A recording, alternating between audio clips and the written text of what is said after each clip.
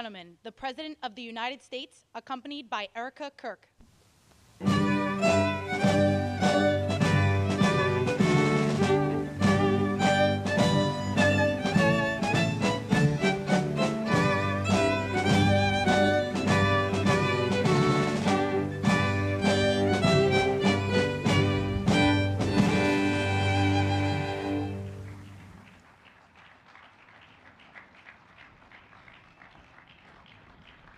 Thank you very much, everybody. Please, this is such an honor. This is the, please be seated.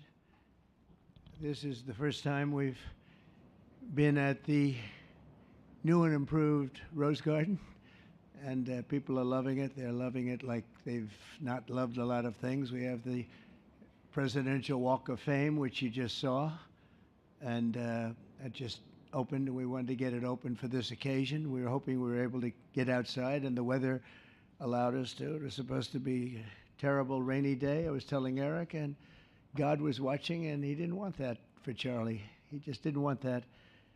So it's really beautiful.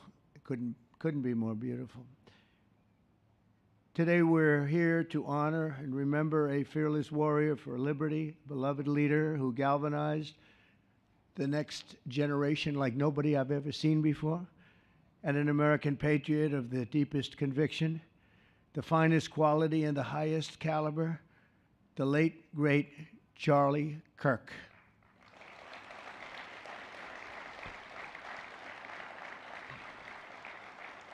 Five weeks ago, our nation was robbed of this extraordinary champion. He was a champion in every way. I got to know him so well. He didn't like losing, and he was able to fight people that were enemies, and he didn't necessarily love those enemies so much. You know, I heard he loved his enemies, and I said, wait a minute, is that the same Charlie that I know? I'm not sure, but I didn't want to get into it. But it was a horrible, heinous, demonic act of murder. He was assassinated in the prime of his life for boldly speaking the truth, for living his faith and relentlessly fighting for a better and stronger America. He loved this country. And that's why this afternoon it's my privilege to posthumously award Charles James Kirk our nation's highest civilian honor, the Presidential Medal of Freedom. Thank you.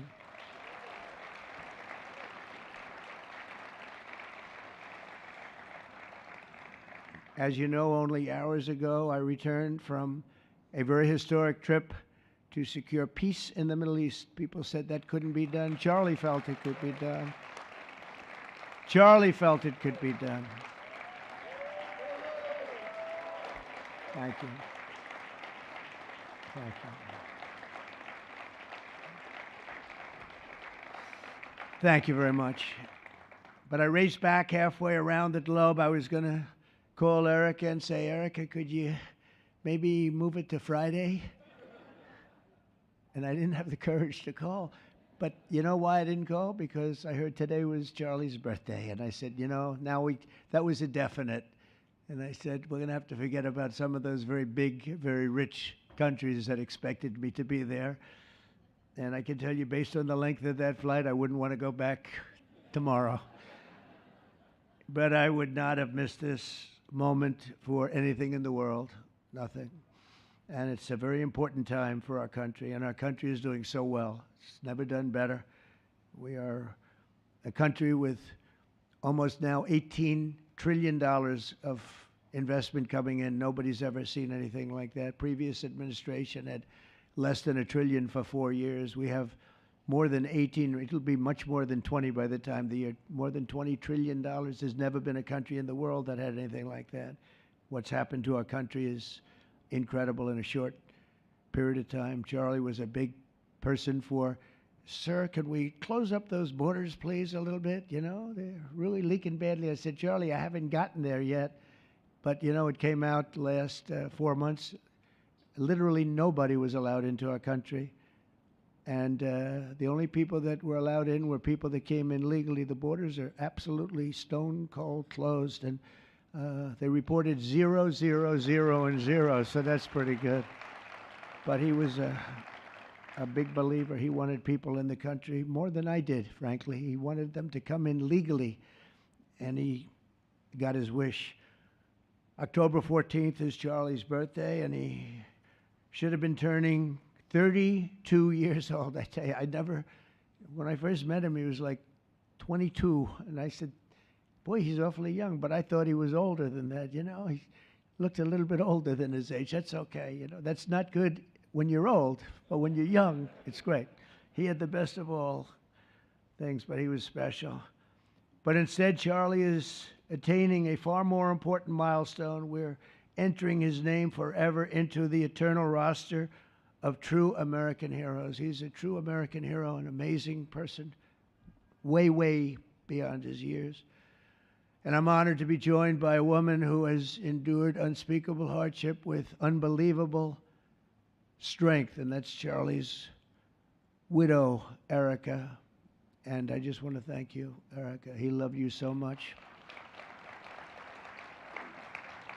I was with him. Oh, please. Thank you, darling.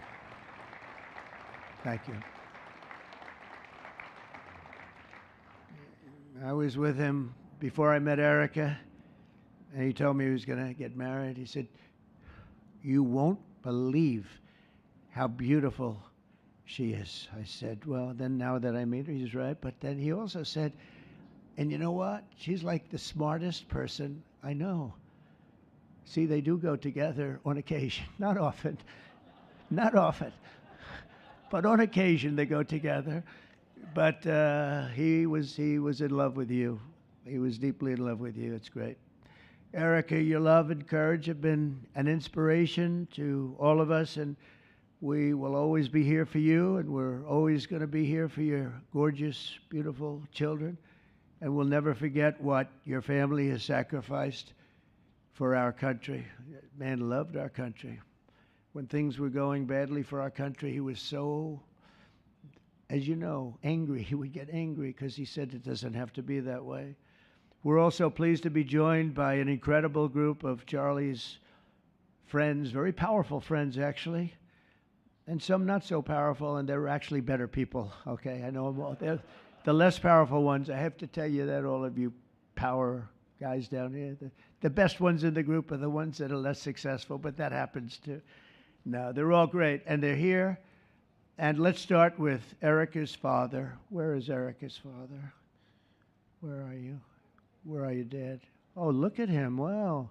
I want to get a hat like that, too. I like that. How are you? Nice to see you again. Thanks as well to Vice President J.D. Vance, who's been fantastic. J.D., thank you very much. Great. Doing a great job. Did a great job on Sunday with George Slopadopoulos. Put him away pretty good. Second lady, who's a phenomenal woman, Usha Vance. Thank you very much, Usha. Thank you very much. Great woman. President of Argentina. He wanted to be here. That's Argentina's a serious flight, right? And he's become a superstar, and he's doing amazing things. He's a MAGA person, but it's make Argentina great again. That's what he does, right? And I want you to stand, please, Javier Milei. Doing a great job. Thank you very much. Many members of my cabinet are here. Just about all of them are here. I won't go into every single one of them, but I'll announce a few of the people that have really turned this country around and helped me. Incredible people. Speaker of the House, Mike Johnson. Where is Mike? Mike, what a job you're doing, Mike. What a job you're doing. And I watched you this morning, and you're in there trying to say, look, just let the country open. Everything will be fine. We're dealing with some radical left lunatics. And I just wish Charlie was here to fight us. I think the fight would have been over already. He would have had a march on the Capitol by people whose average age is about 21, because there's nobody that had that relationship with young people. Right, Mike? So thank you, Mike, for being here. House Majority Leader Steve Scalise. Steve, thank you very much. A brave guy and a friend. House Majority Whip, another terrific man, Tom Emmer. Thank you, Tom. Senate Majority Whip, John Barrasso. John, thank you very much. You have all these senators. I'm going to get in trouble. I'm not going to read all their names. I'll be reading all day. We'll be talking about Charlie in about 45 minutes from now. We can't do that. So all of the senators, there's so many of you, thank you very much. I do want to thank Senator Thune for doing a terrific job. He's really been leading properly. Do you agree, Mike? The team, the two of these guys have been fantastic. So to Senator Thune, I want to thank you very much. Incredible job. I watched him this morning, and he was out there pounding them this morning on television, too. And John Barrasso, thank you for the work you've done, and congratulations on your success. But I want to thank you all and all of the Congress people that are here. And I see we have our Attorney General here, and you are doing a fantastic job. Thank you very much, Pam. Thank you. Thank you very much. We have everybody. Wow, that's incredible. Okay, I'm not going to do any more. I'm going to be here too long, but I just want to thank you. Have given him such support, but he always gave you such support. That's why you're here. And very unusual. Charles James Kirk was a visionary and one of the greatest figures of his generation. He was truly an amazing figure and growing leaps and bounds. He knew that the fight to preserve our heritage is waged not only on the battlefield and in the halls of power, of which we have tremendous power here, including the head of a place called war. We call it now war. We had defense. We had our Secretary of Defense. Now we have a Secretary of War. And somehow I think it's more emblematic, and hopefully we'll never have to use war. But the fact that we're ready is very good. Peace through strength is very important. But also in the hearts of our nation's youth, that's where Charlie rode strongest. At age 18, that insight inspired Charlie to found the organization that ultimately touched the lives of millions and millions of people, and so many young people that nobody's ever seen anything like it, frankly. Turning Point USA. It's amazing, and it's actually bigger now. It's become bigger in the last few weeks than Charlie ever thought. I think his end vision in many years from now would have been just a fraction of what it turned out to be in a couple of weeks, right? It's amazing. With hard work and joyful spirit and endless enthusiasm and determination. And he did have great enthusiasm. You know, I always say you need enthusiasm to be successful. He had great enthusiasm. Charlie grew Turning Point into the largest conservative youth organization in the entire country. He forged a personal bond with countless young conservatives. He fought for free speech, religious liberty, strong borders, and a very strong and proud America. In everything he did, he put America first. He really put America first. And ultimately, Charlie became more than a leader of an important organization. He became the leader of historic movements all over the country. There were movements, individual movements, one movement. But it was historic. Everything he did was historic, and a true evangelist for the cause of freedom and the word of Almighty God. God was very important to Charlie. He would say, you know, if you don't have religion, you're not going to have a strong country. It's true. He was so wise beyond his years. You know, I talk to him sometimes and say, this guy is like a young guy. He was really a wise man. From the time Charlie worked on my presidential campaign in 2016, and he was there right from the beginning. He liked me. I don't know. I have no idea why. What the hell was he thinking? He said, you're going to win, sir. I said, you know, I'm running against 17 senators and a lot of tough people and governors. We have all these people. And he said, no, you're going to win, sir. He said, not going to be close. And he made it happen. He helped make it happen, I'll tell you that. Without him, who knows what would be. Maybe you'd have Kamala standing here today. That would not be good. I will tell you, Javier, you don't know who Kamala is. Promise, it would not be good. You agree with that, Howard? He also mobilized countless citizens to go vote. It's called Go Vote. Very simple. And with his help in 2024, we won more young people than any Republican by far in the history of our country. And we won the popular vote. We won the swing states, all 7 of them. Remember, they said, oh, well, if Trump could win 4, that would be nice. I win 7 by a lot, by a landslide. But the popular vote was massive. And we won the Electoral College. Remember, they said, well, it's going to be very hard. I'd say 270. Well, we got 312 to 226. And then we won something called districts and councils and different things. But in one case, we won 2,750 to 525. That's the one where you see the map is almost entirely red, except they have a little blue line on one side and a little blue line, meaning New York and a little bit Los Angeles. I have a feeling that if the vote were 100%, we would have won that too. You want to know the truth. But he knew, and he knew very well, and he also understood honesty, and he was always concerned with honesty. He said the only way we can lose is if the cheating gets so bad, and that's where we came up with a little phrase, too big to rig. We said, go out and vote. Just go out and vote. And we had that. Remember, we used to say that all the time because people would say, oh, they're going to win. We don't have to vote. Let's go to a movie. We'll come home and watch later. And he wasn't about that. So we come up together, we came up with that phrase, we got to make it too big. I never made a speech where I didn't say at the end, now look, the polls are showing good. Don't believe the polls. He said, we're going to make it, Susie, right? Too big to rig. So if you think we're going to win by a lot, doesn't matter. Pretend we're losing. You got to go out and vote. They voted. And at 9:02, the whole thing was over, right? 9:02. Remember they said, oh, this could go a few days. Well, it went a few minutes. 9:02. And he knew that. And I felt it, but he knew it. He knew it.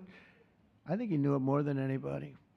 But Charlie never missed an opportunity to remind us of the Judeo-Christian principles of our nation's founding or to share his deep Christian faith. In his final moments, Charlie testified to the greatness of America and to the glory of our Savior, with whom he now rests in heaven. And he is going to make heaven. I said, I'm not sure I can make it, but he's going to make it. He's there. He's looking down on us right now. It's so incredible. Look at this, how this turned out. This was supposed to be so dark and cloudy. Not dark and cloudy, is it? Look at that, how beautiful that is. There's no artist that can capture it as beautiful as it is today. Wow, it's amazing. As I said, on the day that he was assassinated, Charlie Kirk was a martyr for truth and for freedom.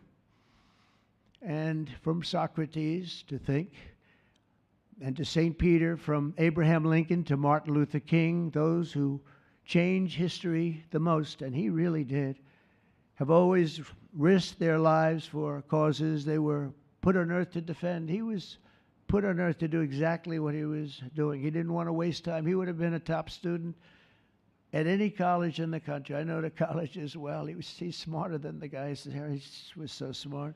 But he almost, I guess, didn't have the time. He knew what he wanted to do. It wasn't like, gee, I want to sit in the classroom for 4 years listening to people teach me liberal principles, because they were never going to teach him that anyway. But he didn't have the time. He really didn't have the time. But every time the enemies of goodness and virtue tried to silence the voice of righteous and noble leaders like Charlie, they failed. They seem to fail. Ultimately, they look like they're doing well, and then they end up failing, because the truth has been unrelenting over the years, over history. And people like Charlie, it's just they've got a power that others don't have, and very few people will ever have. So today, like those martyrs before him, Charlie's voice, his message, and his legacy are stronger and greater than ever before. They are greater than ever before. Look, this is a horrible event, but it brought out the greatness of Charlie. Nothing could have ever supplanted this. It's incredible, the way people are talking about him. And with great love. I mean, I read so many stories about some of the enemies, but I watch the enemies, and it's hard for them to speak badly about him because they just don't. And then you do have people in the days since Charlie's killing, we've seen exactly why our country so dearly needed his example. We've watched legions of far-left radicals resort to desperate acts of violence and terror because they know that their ideas and arguments are persuading no one. They know that they're failing. They have the devil's ideology, and they're failing, and they know it, they feel it, and they become violent. They seem to become very violent on the left. They've rammed vehicles into federal law enforcement, fired sniper rifles at ICE agents, and me, you know. But I made a turn at a good time. I turned to the right. Charlie couldn't believe it, actually. He said, "How the hell did you make that turn?" I said, "I don't know." But fired rifles and threatened the lives of our Supreme Court justices, our great justices. They have to be protected. We just issued a lot of money, $60 million, to protect the Supreme Court justices. Very important. We can't let anything happen. In places of worship, we're protecting our people. We've seen that a candidate for Attorney General in Virginia boasted that he would want to see the Republican legislature, a legislator in Virginia, shot in the head and to see his children murdered. He actually said this. And now he continues to run for office, and most people continue to back him, but he said he wants his man shot. He said shot in the head and to see his children murdered. And they keep running. Pretty amazing, right? That's a bad one. Let's see how that turns out, but that's a really bad one. Nobody's heard that one before. Especially in the wake of Charlie's assassination, our country must have absolutely no tolerance for this radical left violence, extremism, and terror. We're done with the angry mobs, and we're not going to let our cities be unsafe. We're going to make sure our cities are safe. When you have Chicago, where they had 4,000 people murdered over a very short period of time, 4,000 people, and then we have a governor stand up and say, "Oh, things are going swimmingly." No, they're not. We're going to make Chicago safe, just like we're going to make. Look what we did in D.C. It's so nice that we started here, because this was one of the most violent places in the United States. It'd be dangerous to be right out here. But you couldn't go to a restaurant. The restaurants were all dying. The whole place was dying. You'd have these gorgeous, look at the Washington Monument over there. You'd have these gorgeous buildings and monuments and structures. And people were afraid to leave their apartment. They were afraid to go to work. They'd get into an Uber, and they'd feel safe, and then the Uber would be attacked. They thought they made it to safety, and then the Uber was attacked on the trip in. But we've done a great job, and now it's considered a totally safe city. We haven't had problems. It took us 12 days to make it great. We took out, Pam, 1,700 hard criminals, career criminals in many cases, but these are hardened criminals. Many of them came in through the Biden open borders. We brought them back to the countries. And a couple were so violent that we put them in jail. We don't want to take a chance that they could get back in, because no matter how good we do, somebody can sneak in. They were so violent and so bad. One arrested 28 times. Every time he left prison, he'd get into a violent incident. 28 times. And we put him away for a long time. But we're done with the angry mobs. We're done with it. This is such an unbelievable place right now. You take a look where you can walk down the middle of the street with your wife or your husband. Your children can walk. They can walk alone. It doesn't matter. They can walk anywhere in Washington, and they're safe now. If this were a year ago, they'd have a serious chance of being badly hurt, even killed. They'd come in from Indiana, they'd come in from Iowa, they'd come from Florida to see their nation's capital, and somebody would have to call the parents, "I'm sorry, but your son or your daughter's been killed." Not anymore. You hear those sirens going off? That's good. That's a good sound. That means they either got the bad guy or they're going to stop the bad guy. You didn't hear that sound because nobody wanted to do anything. Nobody. Listen to the beauty of that sound. Seriously. And that's the real deal sirens. They're not politically correct sirens. You hear them, they're about 3 miles away. That's great. What a beautiful sound. They're stopping crime. That's what they're doing. So we're done with the voices of fools. They're fools. And death threats, and we're going to make our cities safe. And I thought it was Charlie's, one of his biggest dreams was that. He couldn't believe it. Chicago's going to be a great city again. We've already, we sent people in there 6 months ago, and this governor said, "Well, crime is down." Yeah, that's because we had the FBI in there for 6 months, just preparing it for the bigger surge. And they've done a great job, the cash and the FBI. They've done a great job, and they love doing it, you know. They love being able to do it. They were restricted from doing it. They couldn't do anything.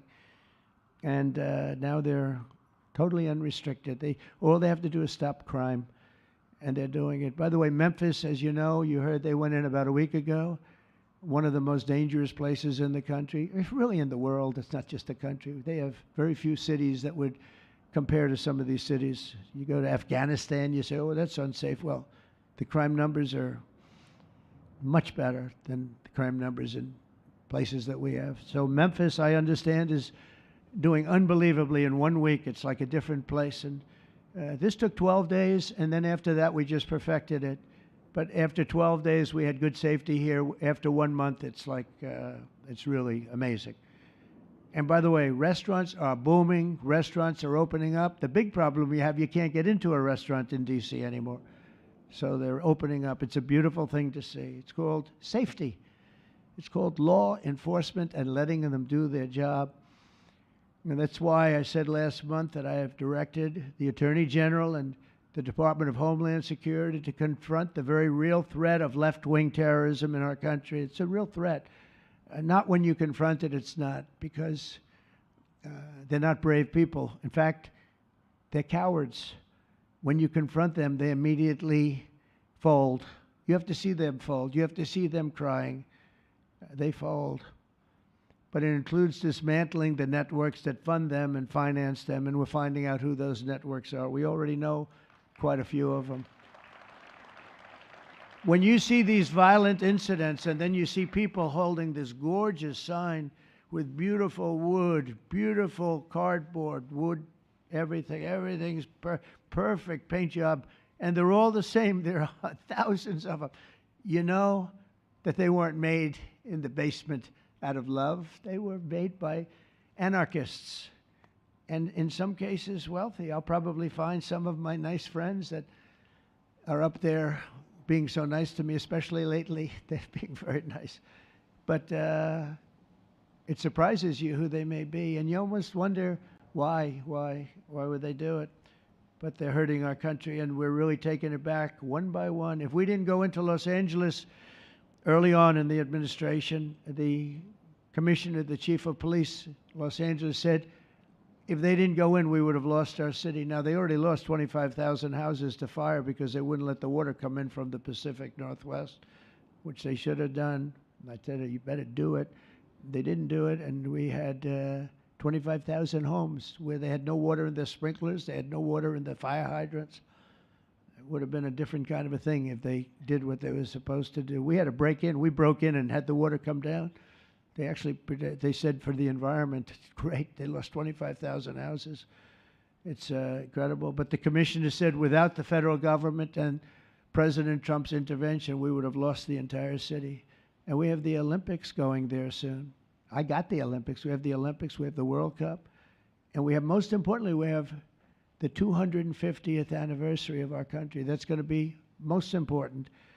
And all of these things are happening. And we're going to have safe cities. We're going to have very, very safe cities. So 1 month after Charlie's death, we still feel the terrible shock and the pain of his loss, like just about nobody I can think of.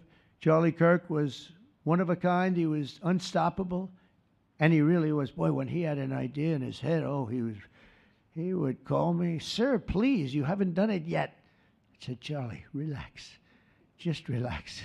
He didn't relax. He'd call me the next day again. It got it done. But he was like indomitable and always will be. He's really irreplaceable. Nobody going to replace him. But they're going to do great. But you can't replace that kind of person and that kind of talent, frankly. The word talent is an important word, but that kind of talent. So we hold his memory in our hearts forever. Every single day of this administration, we will continue to carry out the mission for which he lived, and he really did. He lived for this country. He lived for his wife and his family, but he lived for this country, too. In Charlie's honor, we will continue like we have been to fight, and to win. We're going to win so much.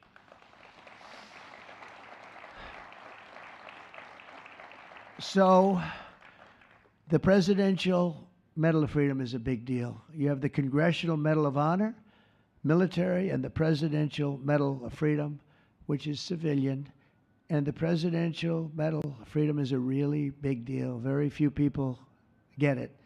Very few people, frankly, qualify. It's a decision of the president, but it's a qualification that's a very hard one to get. And I would like to ask, if I might, the military aide to read Charles James Kirk's citation for the Presidential Medal of Freedom. Thank you very much. Thank you.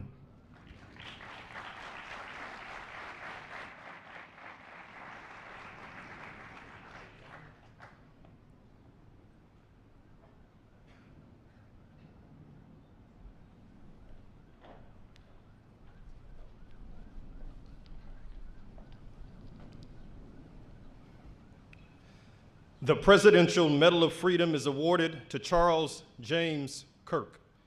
Accepting on behalf of Charlie is his wife, Mrs. Erica Kirk. Charlie Kirk was one of the most influential American political figures of his generation. At just 18 years old, he founded Turning Point USA and grew it into the largest conservative youth organization in the nation. For over a decade, he tirelessly traveled the country, leading a movement to restore respect for our founding principles, reawaken our national identity, and inspire a renewed spirit of religious devotion. He was one of the great debaters and communicators of his time.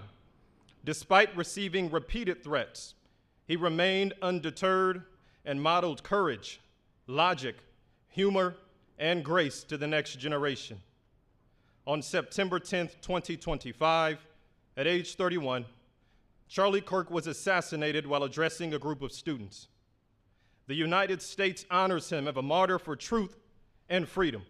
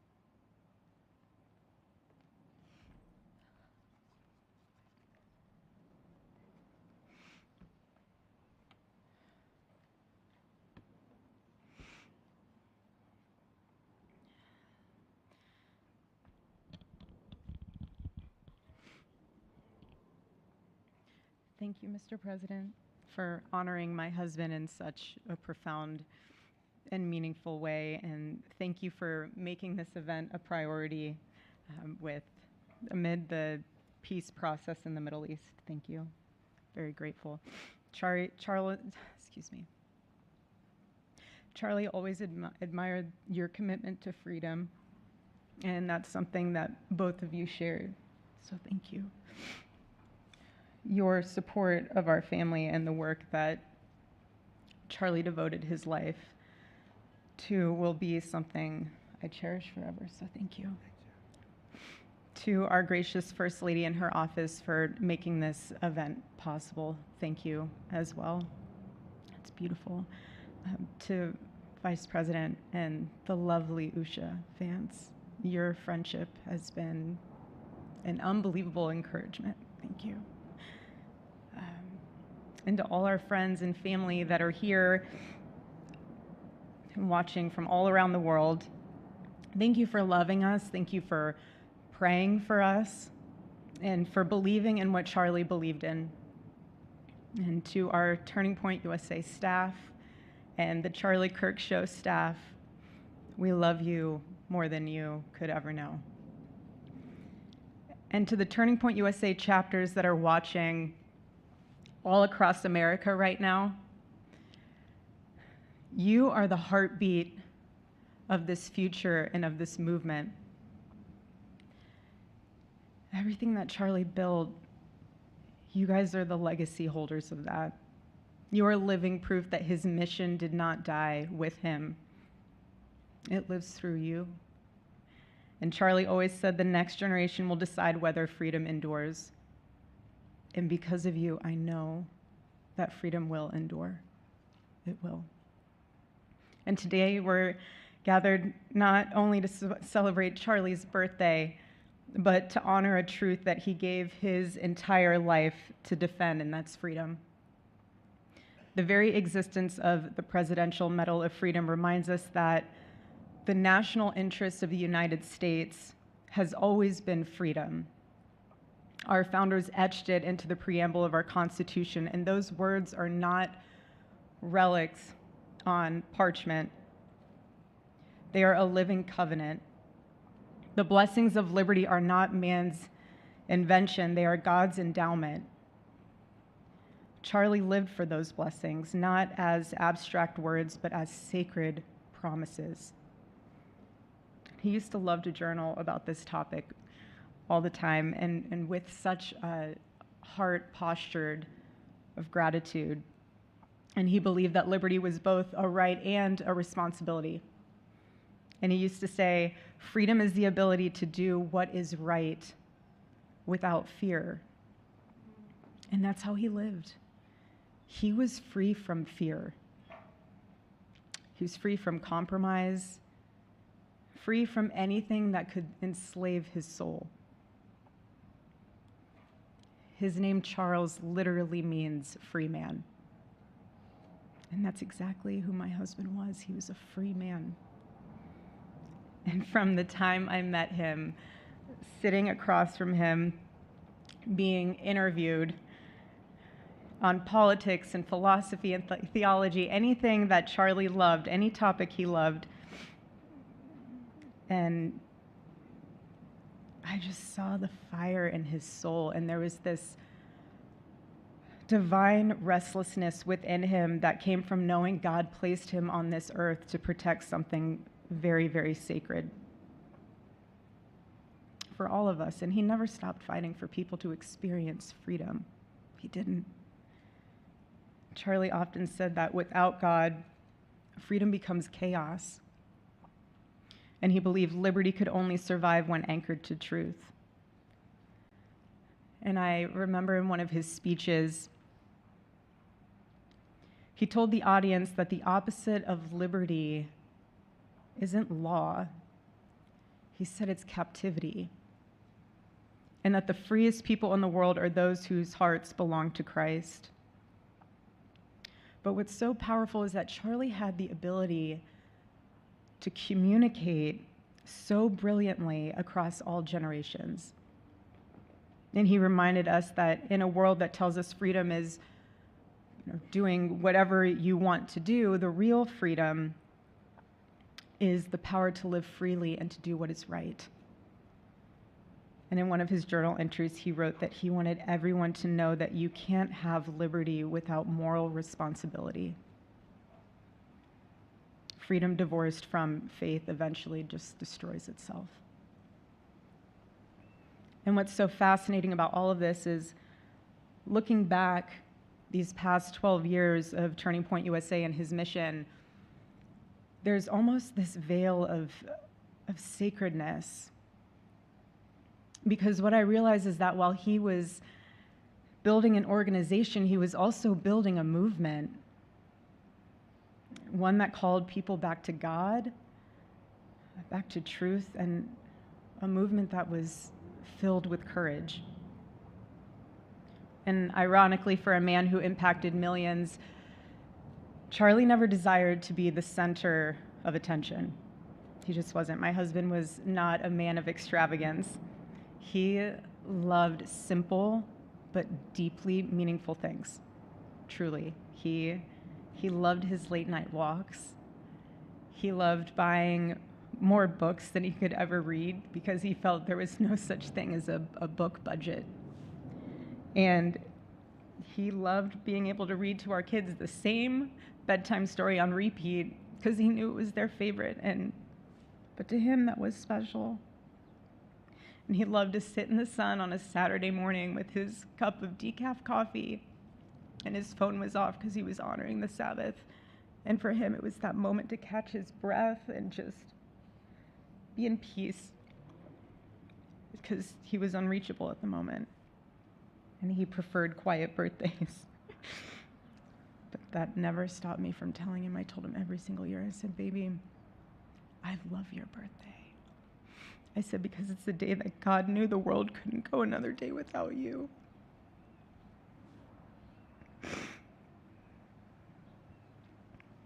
And so the rhythm of our usual birthday celebration for him was mint ice cream, mint chocolate chip ice cream. He only had it twice a year, on his birthday and 4th of July.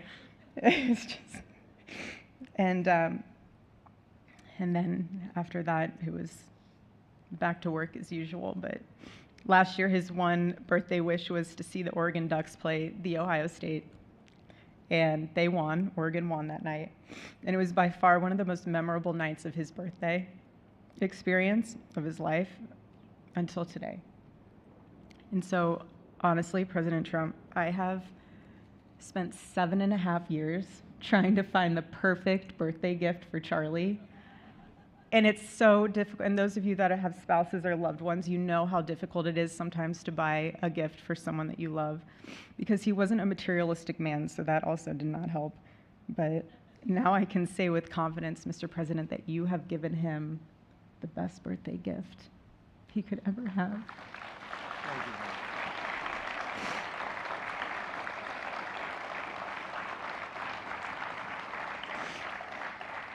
It's such an honor, and the recognition of a life lived for defending freedom. And that's what Charlie fought for until his last breath. And it was written across his chest in those final moments on one of his simple t-shirts that always carried a message, and this one bearing a single word, freedom. That was the banner over his life, and that shirt was a declaration. The same declaration he made in every speech, every campus visit, every time he shared the gospel at a church, every sleepless night that he would spend praying for the youth of this nation and planning for the future of our country, and just impressing upon them that when we defend liberty, we defend the soul of our nation. My husband never told anyone what to say. He never did. He never told anyone what to say. He would just encourage them to think. He would encourage them to think outside of the traditional political labels. He would want them to think in a way that was anchored in wisdom and truth. But he would never tell anyone what to say. Charlie wasn't content to simply admire freedom. He wanted to multiply it. He wanted to multiply freedom. He wanted young people to taste it and to understand it and defend it. He wanted them to see that liberty isn't self-indulgence, it's self-governance under God. He wanted them to see that. And every day I'd see him getting ready for work. He'd put on his cross necklace, he'd put his ring on his finger. And the boldness in his demeanor was always fearlessness. He wasn't afraid. He was never afraid. In his daily actions, whether in office or on campus or at a church, it was always without fear. That was his creed. That is how he lived out every single day. He didn't fear being slandered. He did not. He didn't fear losing friends, I can tell you that. He didn't. He didn't care. He stood for truth and stood for freedom, and he did not, everything else was just noise to him. And it's because his confidence in Christ was absolute. That's why. There was no limit to what he would have sacrificed to defend freedom for all. And if the moment had come, he probably would have run for president, but not out of ambition. He would only have done it if that was something that he believed that his country needed from a servant's heart standpoint. And Charlie lived only 31 short years. No, he's 32, but on this side of heaven, but he lived. He lived every single second he lived. filled every single day with purpose, and he fought for truth when it was unpopular. And he stood for God when it was costly, but that's what we're called to do. Surprisingly enough, he did pray for his enemies, which is very hard, but he did. He did. He did. No one else, I mean, I saw him do it. No, he never did it in front of anyone else, but I can attest to that. But he also loved people when it was inconvenient. And he ran his race with endurance, and he kept the faith. And now he wears the crown of a righteous martyr. And for me and for our children, the truth really steadies our grief, because heaven gained what earth could no longer contain: a free man made fully free. To all watching, this is not a ceremony. This is a commissioning. And my message is simple. I want you to be the embodiment of this medal. I do. I want you to free yourself from fear. I want you to stand courageously in the truth. Listen for the still, small voice of God. And remember that while freedom is inherited in this country, each of us must be intentional stewards every single day. God began a mighty work through my husband, and I intend to see it through. And the torch is in our hands now. It's in mine, it's in yours, it's in all of yours, it's in all the students with Turning Point USA. And before I close, I'll share with you that I asked our daughter what she would like to say to Daddy for his birthday. Excuse me.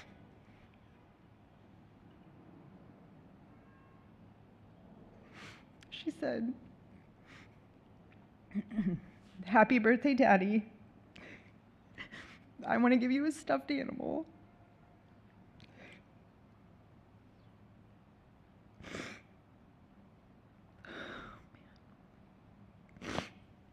I want you to eat a cupcake with ice cream, and I want you to go have a birthday surprise. I love you," is what she said. And while our son is precious, he can't yet speak, in classic Kirk family fashion, his actions spoke louder than his words, and his gift to you, Charlie, and myself for that matter, was deciding to become the man of the house and be fully potty trained at 16 months. But Charlie, baby, I know that you're celebrating in heaven today, but gosh, I miss you. We miss you.